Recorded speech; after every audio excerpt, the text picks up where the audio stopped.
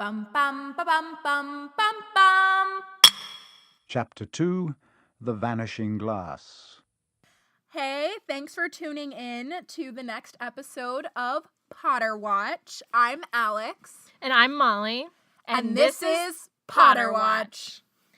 I guess that you all are tuning in because you figured out our password from the last episode. That's the only way you could be listening.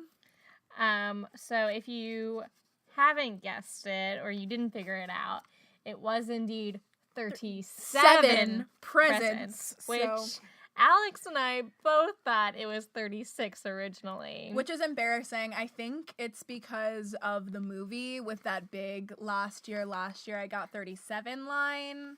But Dudley also thought he got 36. 36? He said, looking up at his mother and father. That's 2 less than last year. Darling, you haven't counted Auntie Margie's present. See, it's under this big one for Mummy and Daddy. All right, 37 then, said Dudley, going red in the face. Also, just side note about this chapter, if any of you guys have the book open at home, the little picture of Dudley at the front of the chapter surrounded by all of his presents is a treat. He's such a He has like little shit. Rosed chunky cheeks and freckles on top of those rosy cheeks and the most horrifying middle part I've ever seen. Anyway. Okay, so chapter 2. So a real quick summary of this chapter. It was Dudley's birthday and they're going to the zoo and Harry gets to go for the first time ever. And some things unfold while they are there. Harry shows a little bit of magic, even though he doesn't know what that is. It's a fairly short chapter, so it'll be a pretty short discussion. Chapter 2. What were your overall thoughts about this short chapter? I like the insight to Harry mostly. I think that it gives us a good idea of who Harry is, especially in the beginning, and just kind of sees his dynamic with the Dursleys, and it kind of makes you appreciate his life in the wizarding world, knowing his life with the Dursleys. Yeah, it's so sad just looking back on it. And I think I didn't appreciate when I was younger how sad it was. Like, it's kind of like funny, like, oh, haha. Like, he lives in a cupboard. Yeah, like, or it's like sort of magical. I think when you're little, I don't know, for some reason, I was, like, romanticized the cupboard. I was like, I want my own little cupboard like Harry. Exactly. You know what I'm saying? But it's so sad. And I have it, we'll talk about it later, but all of this chapter really shows you, like, he has no friends in school. Like, Dudley says he has no friends. He's not loved by his family. He's literally never known love before, which I think is so interesting because he's such a caring person, which is just something he's born with, which, you know, we've discussed, we think comes from Lily, definitely. Right. I was actually going to talk about this at the end because it comes up more at the end, but because you brought it up, I thought the same thing, that it's interesting that he grew up so miserable. And actually, I'll play a quote. He'd lived with the Dursleys almost 10 years. 10 miserable years, as long as he could remember, ever since he'd been a baby and his parents had died in that car crash. He couldn't remember his parents at all. His aunt and uncle never spoke about them, and of course he was forbidden to ask questions. There were no photographs of them in the house. When he had been younger, Harry had dreamed and dreamed of some unknown relation coming to take him away, but it had never happened. The Dursleys were his only family. At school, Harry had no one. Everybody knew that Dudley's gang hated that odd Harry Potter in his baggy old clothes and broken glasses, and nobody liked to disagree with Dudley's gang. Yeah, so I cut a little bit out in the middle there, but it just shows you how sad his life is. That's what I'm saying. Like, it's like I honestly don't know if he could be as compassionate as he is, like, at the beginning. That's what I'm saying. It doesn't make sense. He shouldn't have turned out as well as he did. Like, honestly, like, boy had some mad imagination skills. I don't know, but he's literally never, like, a nice word has not been said to this person. He should be socially awkward. He should be, like, aggressive. Yeah. Like, all the psychology points to that. I kind of half thought, like, did Dumbledore, like, put a spell on him to protect him when he left him there? Because that also brings up, like, Dumbledore. What if he hadn't turned out as well as you had hoped he would? Dumbledore, I have it on account of, this is my second Dumbledore child neglect. You didn't check up. You weren't like, let me just see what his life is like. And maybe you did check up, Dumbledore. Maybe. I mean, he has Mrs. Fig.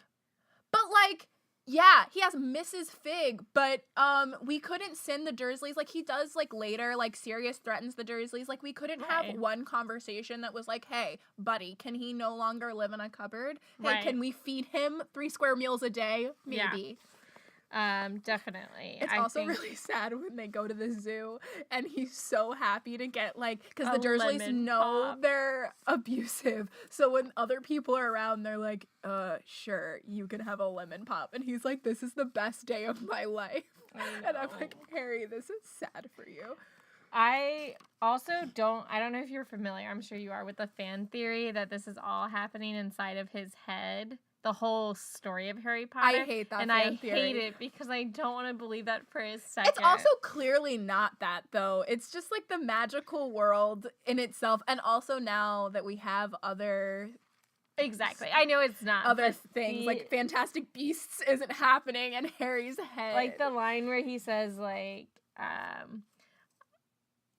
sometimes I think that there's like he doesn't think magical, like people are going to take me away from here. Yeah. And that is like so sad. And then of course, one of my favorite lines of the whole series, Dumbledore says at the end, just because it's happening inside your head, Harry, doesn't mean that it's not real. People use that line to defend the fan theory that the whole idea of Harry Potter is happening inside of his head, and I completely disagree because it's so depressing to think that that's actually true, and I just don't believe it. I just don't. Also, they're kicking Harry out as soon as he turns 17. So I don't know what's happening to him if this is all happening in his head. He's not doing anything. But also, Harry has a really good memory for, like, remembering, like, green light from the alleged car crash. But I mean, I know it's traumatic. It's traumatic, and he also, like, what else does he have to remember but think about his parents all day? I know, but if I tried, I can't even remember, like, before I was, like, 5 years old. Like, But I feel like that's because we have such happiness to hold on to. Like, if I were him, I'd, like, be trying to hold on. And he has, like, dreams and stuff, too. Yeah, it's also probably part of his magic. Yeah, I think you're right. And the Horcrux inside of him. But just to bring up fan fiction really quickly, since we're bringing up theories, I did read a fan fiction one time where Harry Potter, where Harry's love interest says to him, he's like, how did you... Who is his love interest in this? It is Draco Malfoy. Okay, just to be clear. I was trying to avoid it. It does not diminish the validity of the fan fiction. But Draco's like talking to him one day, and this is not the actual quote. I couldn't find it. I tried to find it. I couldn't. But he says something, like Draco offhandedly says something like, how did your heart grow so big locked up in that cupboard? And I, in the time of reading it, was like, oh my god, beautiful, because it's so true, right, to Harry. Yeah, I know it doesn't make sense, but we accept it. So you had a quote that you wanted to pick out, right? Yeah, it's about, because I thought this chapter was so good because you had to introduce us to a grown-up Dudley, and we had to get Harry's appearance description, and it's so well done because she does like the perfect writer thing where we get to know about his personality through here, I'll play the clip, Malls. He wore round glasses held together with a lot of Scotch tape because of all the times Dudley had punched him on the nose. The only thing Harry liked about his own appearance was a very thin scar on his forehead that was shaped like a bolt of lightning. Yeah. Like I said, we get to know about him and Dudley's relationship further True. with the broken glasses. But my favorite part about that quote is the end, where his favorite part of his appearance is the scar on his forehead, because it's such a foreshadow to he loves the one part about himself that's different. Right. He is obsessed with everything having to do with his parents. Like he gets obsessive about, oh, I look like James. Like, I want to be like James. Exactly. Would my dad do this? And that's the only thing he knows is from his parents is the scar. And I just think it's such a small detail, but it's so good because he's like, that's my favorite thing about myself. And I think that there's a really interesting quote that tells you about Dudley. And I'll just play that one. Please share. Aunt Petunia often said that Dudley looked like a baby angel. Harry often said that Dudley looked like a pig in a wig. My favorite part from this whole chapter Yes. is that line. A pig. And he's so sassy. Harry's so oh sassy. my god, my sassy Harry comes out. I love it. I love it. Like a pig in a wig. Yes. Also, Loved it. like, not trying to, like, a lot of J.K. Rowling gets a lot of hate for fat shaming a lot. Like, people claim that all of her main characters or her evil characters are fat, and I don't think that's true. Well, Voldemort isn't. Yeah, Voldemort isn't. Petunia isn't. Draco's not. Like, it's just Dudley. It's that family she describes as fat so much, and I realized it when I was reading Vernon. like so much description of being fat. It's just like, yeah, whoa. I think it's funny. I think it's funny, and I also don't think it's meant to, because she also has lovable. Like, Hagrid's supposed to be overweight. Molly Weasley is supposed to be overweight. Because like, Malfoy refers to her as dumpy. Yeah, like, it's just she has lovable characters of all sizes, but she's definitely very harsh with the Dursleys, understandably. Yeah, and I just like the early mentions of certain characters. The two characters that we most notably get in this chapter is Mrs. Fig, who we know comes back in the fifth one, and then of course, her cats. Yeah, and then of course Aunt Marge. We get a couple of mentions from her in this chapter. He hates. You know, she hates him when they want a babysitter. Right, is a big one. That's huge, and like she gets Dudley a huge present, or gets him a present. So I just think that I like that she must have had both of those characters in mind. Like, I think that she must have known Mrs. Fig was related to the magical world, because I don't know. I just think, why would they have that? No, I definitely think Miss Fig, she had that setup. That was like a lovely setup at the beginning. And I also think that the Marge is a setup. Like, that, I can't imagine that line is just a throwaway, that she doesn't, like, she hates him. I feel like when she was writing this, she was probably like, oh, we'll probably have a scene with them or something like that. Yeah, that relationship's so seen in the third book. Which is such a great chapter. Such a great chapter. And I thought it was really funny in the movie, too. Mm-hmm. They do it a good job. I like when the... When they have, like, the cuckoo clock going, and then her button pops and, like, bangs Dudley on the head. I love it. Let's talk about the snake. Already? Wait, I have one more thing before we get to the zoo. Dudley is just such a little shit. All of his fake crying. I was like, that is so over funny. Yourself. And also, Dudley is just... It could have been a situation where the parents hated him and Dudley, like, was spoiled but wasn't awful to Harry. Right. Like, they could have had I mentioned this in our Fantastic Beasts episode, but siblings that get along, whose parents, like, obviously favor one over the other, and they still could have been like, we're in it together, but...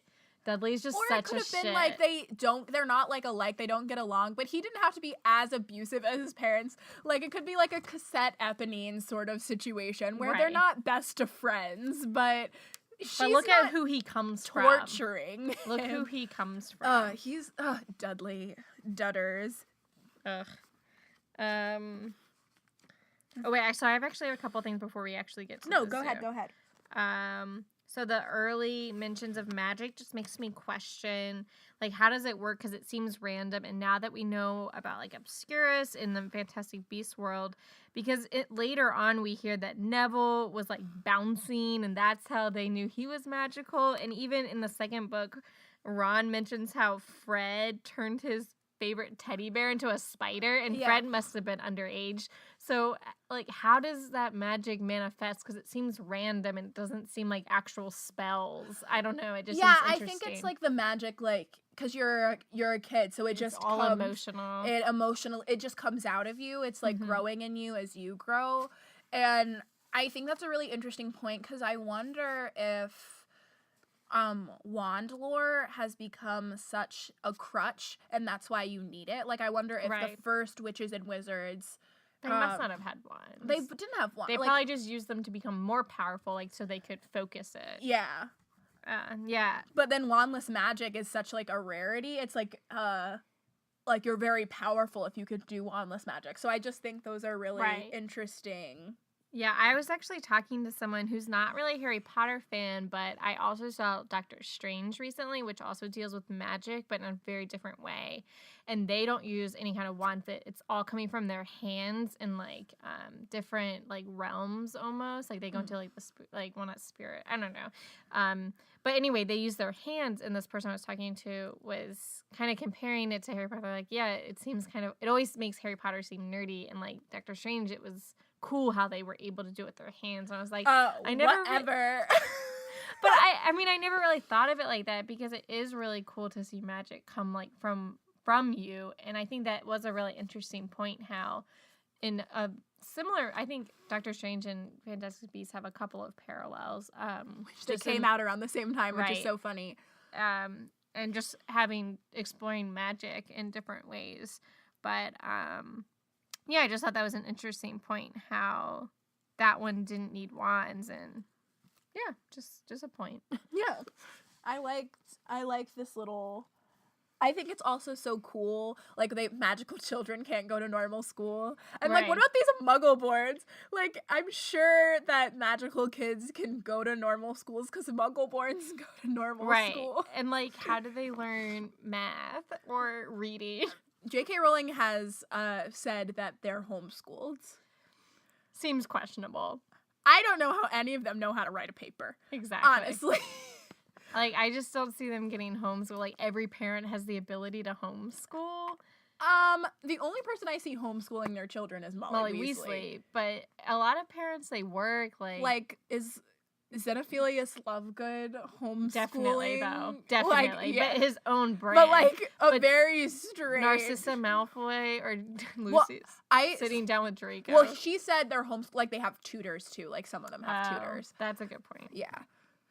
Yeah, so that's a whole thing. But Could you imagine like Lucius being like 1 + 1 Draco? Like, very good Draco. I would like glimpses. Yeah. And so I like, again, the early mention of the motorbike and Sirius. Dreaming of the motorbike. I know. Love that. And it made me, so the Dursleys had such a strong reaction to that, again, because it was weird, but I was also wondering, did they ever see Sirius's motorbike? Like, did they ever meet Sirius? Mhm. Like, were they at the Potter's wedding? Like, I just had so many questions. I don't think so. You don't think they were at the wedding, or you don't think they ever saw Sirius and I his don't. bike? Oh, I don't know if they saw Sirius in their bike. I think that's like an interesting. Because, again, it's, like, such a strong reaction. And I know they're, like, on edge. They don't like things weird. They know he's magical. But, again, I was just wondering, how much have they actually seen of the world? So I just thought that was interesting. Yeah, once again, from the first one we did, I don't think they've seen, or at least I don't think Vernon has seen very much of the world. And I think Petunia knows a lot about the world. I think she's researched the world, is a little bit obsessed with the world. I do too. But this was Vernon that really had the motorbike meltdown. I love it. This comes up later, and I'm sure we'll talk about it when it comes up. But when Petunia is like in the 5th one, when she's like, no, the Dementors. Dementors are real. But everyone thinks she's referring to James, but she's not. Mm-mm. He mentioned it. Love that little. Loved it. Loved it. Okay, so now I think that's all my notes pre-zoo. What did you want to say about the snake? I'm gonna be 100% honest. 90% of my notes are about the snake. Because I have a few. First of all, my favorite part about this scene is that even though Harry has experienced some magical things, like we've said, in his life, he fully accepts the snake conversation without any question. It's just, they're talking. They're having a conversation. Okay, well, in the beginning, the snake is just, like, pointing and stuff. But in response to his questions, and actually the snake starts out by saying, I get that all the time. And that's what makes Harry speak to him. Like, no, it gave Harry a look that said quite plainly, I get that all the time. Okay. But either way, Harry's like talking to the snake, and the snake is responding immediately to what he's saying, and Harry is continuing the conversation. So I had a note on this as well, but I didn't take it quite the same way. I thought it was really normal for Harry to do that because I used to talk to like my stuffed animals and stuff as if they could understand me. And I very clearly remember, like, I probably wasn't that much of a difference between Harry, like probably like 10 years old, and like pretending to be on the phone with somebody. Yeah. But nobody was on the other line, and I was having a full conversation with a fake person on the phone and like letting them respond and answering to them. Like I accepted him as like a little 10-year-old, like naive, like, oh yeah, obviously I can talk to animals. Okay, that's true. I guess my main, not issue with it, or just like makes me laugh about it, is that if I was like that too, I created stories in my head. Right. I talked for my stuffed animals. If at any point one of them like twitched, I would have been like, my stuffed animal talked back. I'm a witch. Like, I have magical powers. Right. You know what I'm saying? Like, I would have been so excited about it. Like, he's just I don't know like, if I thought I was a he pointed witch, to the but- sign, like, Right. therefore. I would just think I could talk to animals. Like I've talked to like my dog, and I would think that I could. I used to think I was an animal whisperer. Yeah, I used to think, oh, she definitely knows what I'm saying. And when I was really young and we had just gotten our dog, she had like a Russian name. Her name was Sasha. And so I thought maybe she actually speaks Russian, not thinking like, oh, someone just named her that and the name was Russian. And I was just like, maybe we should start speaking Russian to her. And she'll understand that because her name is Russian. I just made up stuff in my head. I love it. Side note, do dogs speak in different languages from different places? Who knows? I have a lot of questions. on Tough that. questions. Maybe on not Potter for this Watch. podcast. Probably won't get to the bottom of it during this podcast. I don't think so. One thing I liked that the movie did was that Dudley got locked in the glass. Like, Yes. it reappears. I think that is hilarious, and I like that little extra thing in the movie. I don't always like the extra stuff in the movie, but in this case, I definitely thought that was a great add-on. Me too. I want to talk about parcel tongue, or is that how you say it? Parcel tongue, yeah. And how, I love that the first time you see it, one, you don't know what it is. You don't really know until the second book.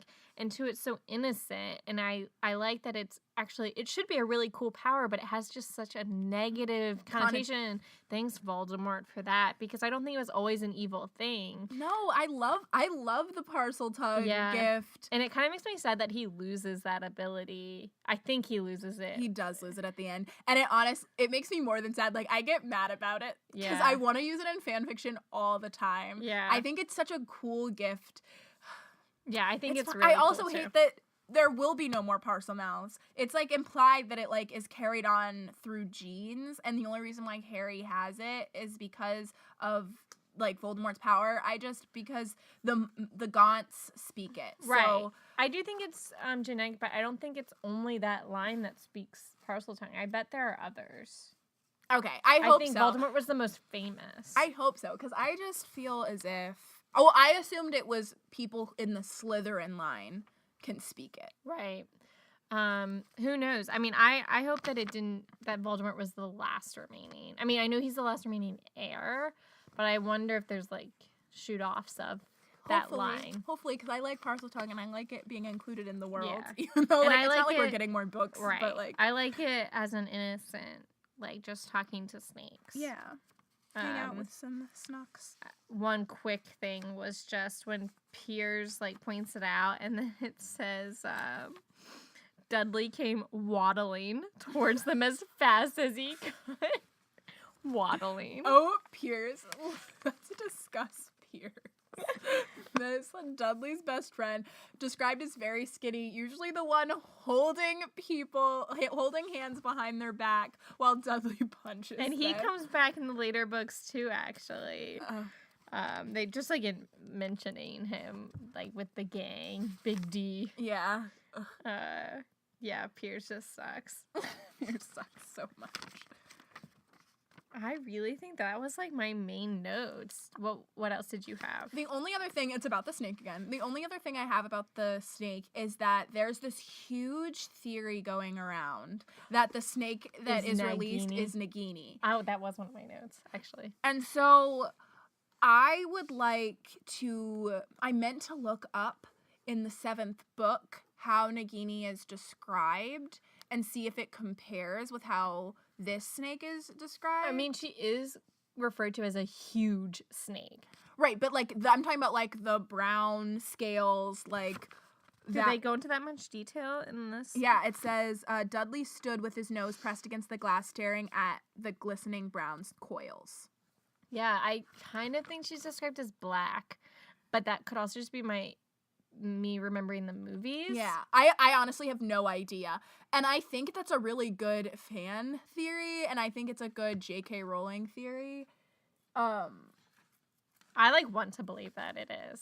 In my head, it comes full circle that way. I just want to make sure that it is But it true. also kind of makes me sad because I would that was think, Harry's friend. and like they like had a connection too, but But I also think that once it became a Horcrux, its personality was definitely. altered.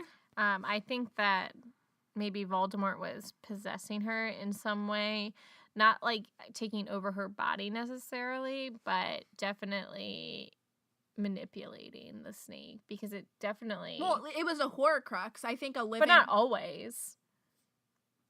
Not until after. Oh, I guess. No, all the time that she's with him, I think she's a Horcrux. Well, he calls her back when they're in the mansion, the Riddle mansion, and I think Dumbledore thinks she became a Horcrux after she killed. Oh, see, I assumed it was Bryce. What's his name? Frank. Frank Bryce. And so he had her with him before then. Okay. Oh, I'm sorry. I thought you were saying when. See, I was thinking movies, and I was thinking when he killed the whatever. Snape. No, the woman. The teacher, the Muggle Studies teacher. No, I'm thinking back to the 4th one because he's had her that long at least. Yeah. But if this snake actually went to Brazil like it said it was, then I don't see how it would get to Romania, which I'm assuming is where Voldemort found the snake. I also just in another world, I think the snake was already cultivating a relationship with Harry with speaking to him. So I don't know if Voldemort necessarily needed to like possess the snake in order to make him kill Frank. True. As much as it was just they were just friends. True. You know? And like wanted to kill somebody. Yeah. So I don't know. See, it's the whole movie versus the book thing because in the movie the snake is definitely poisonous, and this is a boa constrictor, and I don't think boa constrictors are poisonous because they like suffocate people with their bodies. Mm-hmm. So but in the books, having just doesn't- listened to them, it's not described as like Right. poison going into veins. It's more like swallowing. Yeah, I don't know. Which is a poisonous snake thing, I guess. To like Yeah. poison and then slowly. Yeah. So I don't Crush. know. Yeah. So is those your main? Those are my notes? main notes. Should we go to our next segment? Yes, please. Hogwarts, Hogwarts, Hoggy, Hoggy, Hogwarts, teach us something, please. Quiz. Welcome to our OWLs, as we will now be calling our trivia round. Yeah, we discovered that just now. So if you watch the first one, things will improve as the Or listen to the first one. What did I say? Watched. Potter watch. Did you listen to? Yeah, so this will be our OWL round. Who would like to go first? Alex, do you want to go first? Sure, Molly. Or would you like me to go first? I can go first. Okay.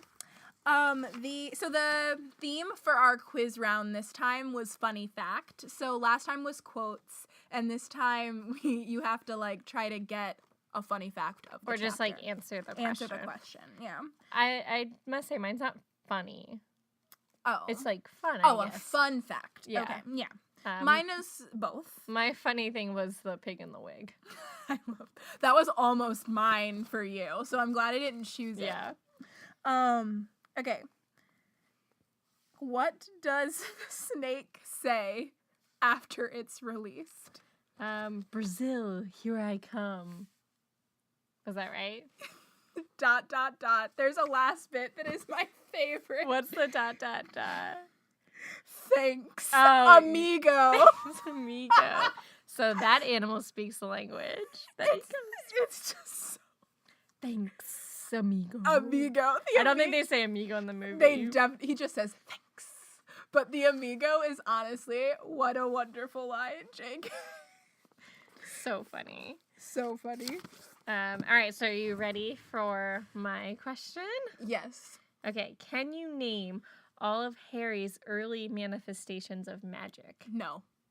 Do you want to try? I'm just telling you. I cannot.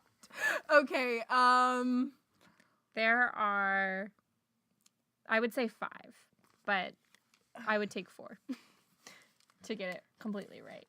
They're all mentioned in this chapter. I Okay. know.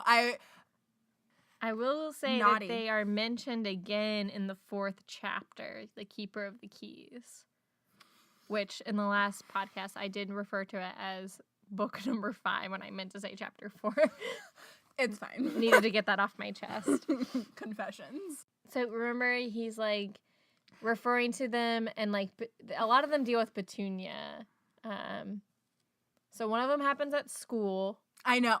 I know all the setups for them. Like, no amount of hint is gonna make me get it. Just tell me. This is so embarrassing. Okay, so the first one was he like jumps onto the building to get away from Dudley's gang. Yeah.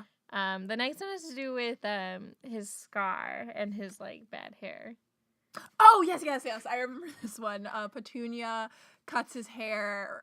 Oh, no. Yeah, it's a Petunia. Yeah. Cuts his hair so short, and then he has these little awful bangs. Which I can't even picture. Awful. And then it grows back, and Harry's like, I don't know how it grew back, but he gets in trouble. Right. Okay. And then the next one is probably the hardest one. He has this ugly sweater he has to wear, but it shrinks, and so he can't wear it to school. See, I remember them. I don't know why my mind blanked. Like, you said the question, I was like, I have no idea. And then the last 2 were from, like, this chapter, Vanishing Glass. He makes the glass vanish, and he talks to the snake. Oh, okay. Well, So, I didn't count. Okay, I thought you meant early. Well, I was just early. saying. I thought you meant the ones. Okay, so yes, I know about the Vanishing Glass. I and was just talking trying to the link snake. them the question. But yeah. Okay. Okay, well, since yours was long, I'm gonna give you my other one. Okay. It's really easy. Oh, maybe not. Maybe it's not as easy as I thought it was. Okay. What were the 3 presents Harry mentions that Dudley wanted and gets at the beginning of the chapter?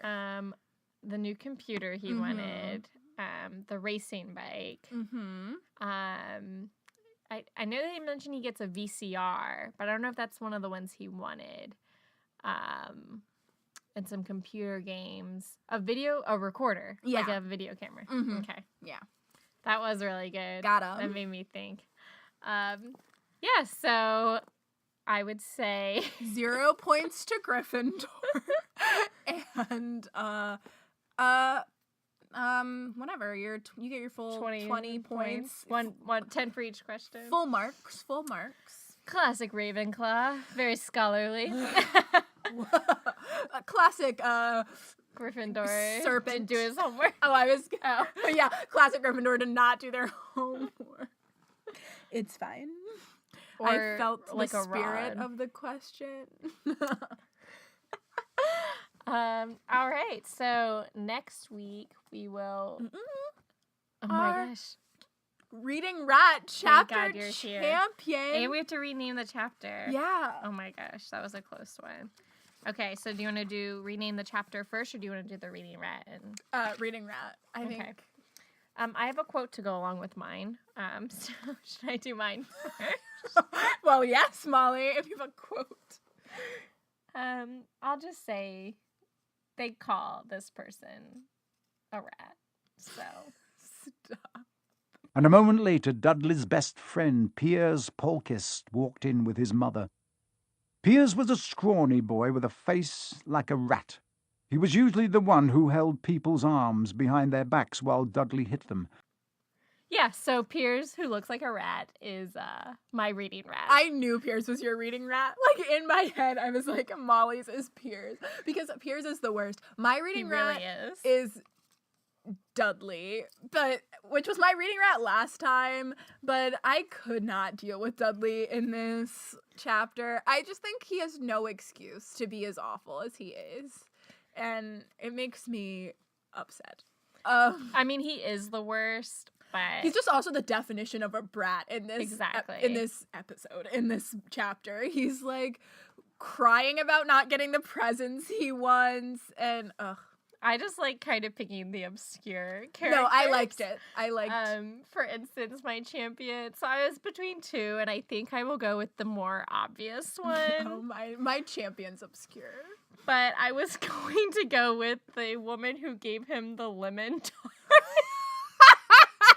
She is the champion. She's like looking at them like, what do you want? Like, she just asks him. So sweet. But I think in reality, I will really give it to the snake. Stop! I'm the snake.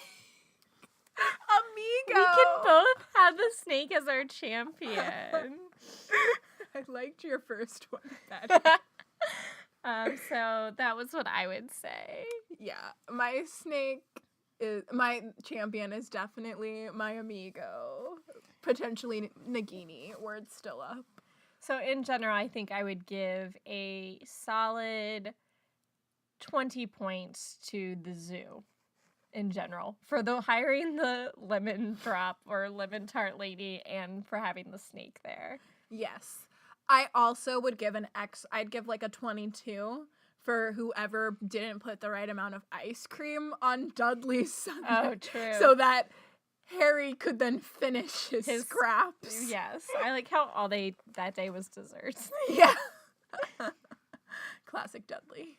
All right, so the last thing we have to do is our renaming the chapter. And I will rename this chapter Harry's Day Out, in reference to the great movie Baby's Day Out, in which they go to the zoo. So this is Harry's Day Out. That's so good. That's so good. Do you have...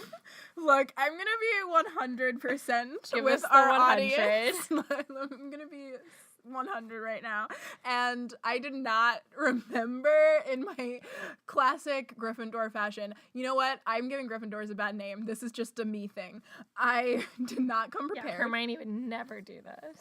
So I'm going to come up with one right now. What about something with the snake? I know, I'm thinking about it. But the only thing that's coming to my mind is Amigo. So I'm thinking Harry gets his first Amigo. Nice. It's my chapter really name. Is his first friend. Besides the lady who gives him the lemon pop. Love her. I hope she comes back in later books. We'll see. Stay tuned for other mentions of Harry going to the zoo. Stop. Okay. Okay, so thank you for listening to another episode of Potter Watch. Stay tuned for the next one. Our password is the name of the hotel that they stay at in Chapter 3. And because the chapters are so short, we're doing the next two together. So 3 and 4 will be together. So if you're reading ahead, make sure that you read chapters 3 and 4 for the next podcast. All of you one people listening. Bum bum ba bum bum bum bum.